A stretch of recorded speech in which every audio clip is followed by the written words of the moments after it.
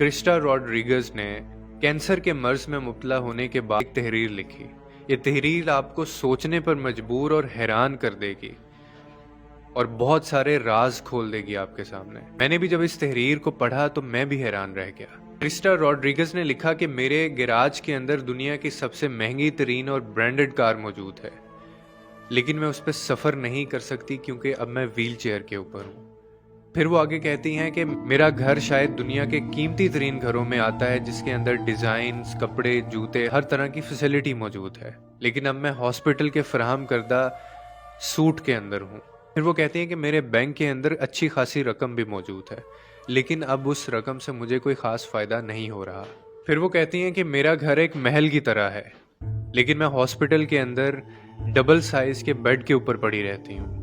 और फिर वो कहती हैं आगे कि मैं एक 5 स्टार होटल से दूसरे 5 स्टार होटल में जा सकती हूँ, लेकिन अब मैं हॉस्पिटल में एक लैब से दूसरे लैब में सफ़र करती रहती हूँ। मैंने सैकड़ों लोगों को ऑटोग्राफ दिया है, लेकिन आज डॉक्टर का एक नोट मेरा ऑटोग्राफ बन के रह गया है। फिर वो कहती हैं कि मेरे बालों को सजाने के लिए मेरे पास 7 से 8 ब्यूटिशियंस मौजूद थी, लेकिन आज मेरे सर पे एक भी बाल मौजूद नहीं है। अपने पर्सनल जेट के अंदर मैं जहां चाहूं वहां सफ़र कर सकती हूं, लेकिन अब हॉस्पिटल से उसके कॉरिडोर जाने तक मुझे 2 अफराद की मदद लेनी पड़ती है। और फिर वो कहती हैं कि मैं दुनिया की हर वो चीज़ खरीद सकती हूँ, खा सकती हूँ, लेकिन अब अस्पताल के अंदर मेरी खुराक सिर्फ 2 गोलियां और एक नमकीन पानी से ज़्यादा कुछ नहीं है।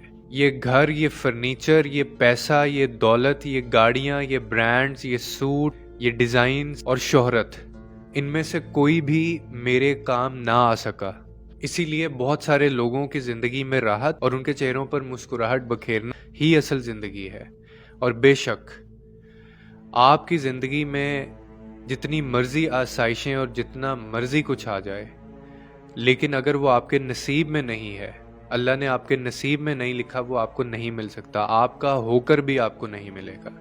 और इसीलिए हमेशा दुआ अपनी सेहत की किया करें, हमेशा दुआ अपने नसीब की किया करें कि जो चीज़ें आपको मिली हैं, जो खुशियाँ आपको मिली हैं, अल्लाह ताला वो आपको नसीब भी करे, आपको वो खुशियाँ मनाना नसीब भी करे।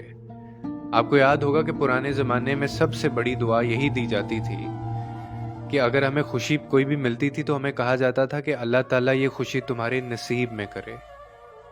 आज मैं ये तहरीर पढ़कर समझा हूँ कि खुशियाँ तो हमारी ज़िंदगी में होती हैं, लेकिन हमारे नसीब में नहीं होती। इसीलिए हमें क्यों ये दुआ मांगनी चाहिए। बेशक सुकून सिर्फ अल्लाह की ज़ात में है और मौत के अलावा कोई हकीकत नहीं है।